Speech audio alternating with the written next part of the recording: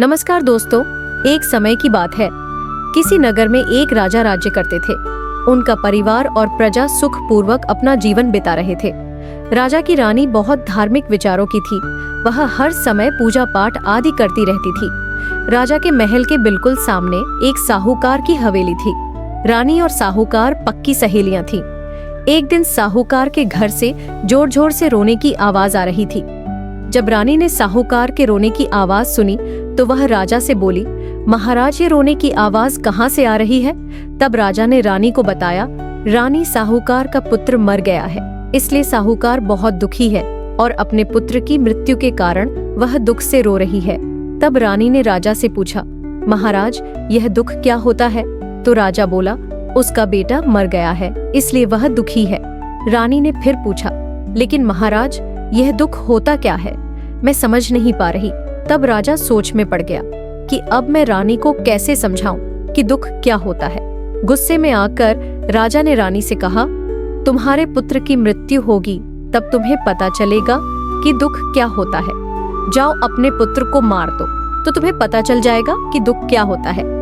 ऐसा कहकर राजा वहां से चला गया। तब रानी ने राजा की बात मानकर वैसा ही किया और महल की छत से अपने बेटे को नीचे गिरा दिया। लेकिन भगवान की कृपा से राजा का बेटा बच गया। अब राजा अपने बेटे को देखने के लिए उसके पास दौड़ा दौड़ा आया तो देखता है कि उसका बेटा सामने से चला आ रहा है। उसे देखकर राजा को बहुत आश्चर्य हुआ। इतनी ऊपर से गिरने पर भी उसके बेटे को एक खरोच भी नहीं लगी थी। तब रानी ने राजा से फिर से वही सवाल किया, महाराज, अब बताइए दुख क्या होता है? तो राजा बोला, पड़ोसी राज्य के सैनिक युद्ध कर रहे हैं और अब मैं अकेला ही उनसे लड़ने जाऊंगा।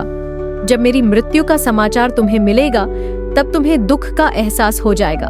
ऐसा कहकर राजा युद्ध के मैदान की ओर चला गया। लेकिन अमावस्या माता की कृपा से राजा अकेला ही जीतकर महल वापस लौट आया। अब राजा भी सोच में पड़ गया, आखिर क्या कारण है कि रानी को मैं यह नहीं समझा पा रहा कि दुख क्या होता है। तब राजा ने रानी को बुलवाया और उससे कहा, हम गंगा यात्रा के लिए जाएंगे, तुम तैयारी कर लो। वहां जाकर मैं गंगा में कूदकर अपनी जान दे दूंगा, तब तुम्हें एहसास हो जाएगा कि दुख क्या होता है।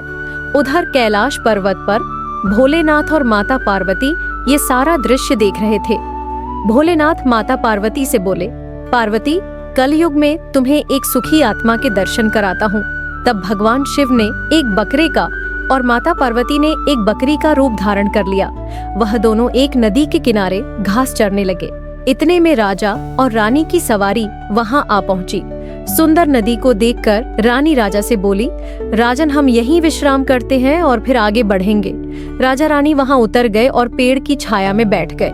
कुछ देर बाद राजा पानी लेने के लिए चला गया। तब बकरी का रूप धारण कर माता पार्वती भोलेनाथ से बोली, इस रानी को दुख का एहसास क्यों नहीं हो रहा? ये दुख कब देखेगी? इसे दुख क्यों नहीं मिल रहा? रानी ने उस बकरी को इंसानी भाषा में बात करते सुन लिया। तब भगवान शिव माता पार्वती से कहने लगे, अपने पिछले जन्म में इस रानी ने अमावस्या का व्रत किया है, इसीलिए इस जन्म में यह रानी बनी है और सुख का आनंद ले रही है। गंगा जी में बह जाने पर भी राजा की मृत्यु नहीं होगी। रानी ने बकरा और बकरी बने भोलेनाथ और माता पार्वती की सारी बातें सुन ली। फिर जब राजा पानी लेकर आया तो रानी ने उसे सारी बात बता दी। वह दोनों वापस अपने महल लौट आए और राजा ने अपने राज्य में घोषणा करवा दी, अब से सभी लोग अमावस्या का व्रत करेंगे। राजा खुद भी अमावस्या की पूजा और व्रत करने लगा। मौनी अमावस्या का विशेष महत्व है। इसे माघ अमावस्या भी कहा जाता है और इस दिन स्नान, ध्यान और दान का बहुत अधिक महत्व माना गया है। खासकर गंगा, यमुना और अन्य पवित्र नदियों में स्नान करने से पापों का नाश होता है और पुण्य की प्राप्ति होती है। इस दिन व्रत रखने और मौन रहने से आत्मशुद्धि होती है और मानसिक शांति मिलती है। धार्मिक मान्यता है कि इस दिन देवता गंगा जल में निवास करते हैं, इसलिए इस दिन गंगा स्नान करने से समस्त पापों से मुक्ति मिलती है और मोक्ष की प्राप्ति होती है। इस दिन विशेष रूप से पितरों का तर्पण किया जाता है और जरूरतमंदों को अन्न, वस्त्र और धन का दान करना अत्यंत शुभ माना जाता है। मौनी अमावस्या के दिन भगवत गीता, पाठ विष्णु सहस्रनाम स्तोत्र का पाठ और भगवान शिव की आराधना करने से विशेष फल की प्राप्ति होती है। कहा जाता है कि इस दिन भगवान ब्रह्मा ने मनुष्यों के कल्याण के लिए सृष्टि की रचना की थी, इसलिए यह दिन सृष्टि के प्रारंभ का प्रतीक भी माना जाता है। इस दिन प्रयागराज के संगम तट पर विशेष मेला आयोजित किया जाता है, जहां दूर दराज से श्रद्धालु स्नान करने और पुण्य अर्जित करने के लिए आते हैं। मौनी अमावस्या का महत्व केवल धार्मिक ही नहीं बल्कि ज्योतिषीय दृष्टि से भी अत्यंत महत्वपूर्ण माना जाता है। इस दिन सूर्य और चंद्रमा मकर राशि में रहते हैं और यह योग साधना और ध्यान के लिए बेहद शुभ होता है। इसलिए साधक इस दिन ध्यान और जप में लीन रहते हैं और अपनी आत्मा को शुद्ध करने का प्रयास करते हैं। मौनी अमावस्या को विशेष रूप से आत्मसंयम और साधना का दिन माना जाता है। इस दिन मौन व्रत धारण करने से आत्मिक शुद्धि होती है और मन को शांति मिलती है, इसलिए इसे मौनी अमावस्या कहा जाता है।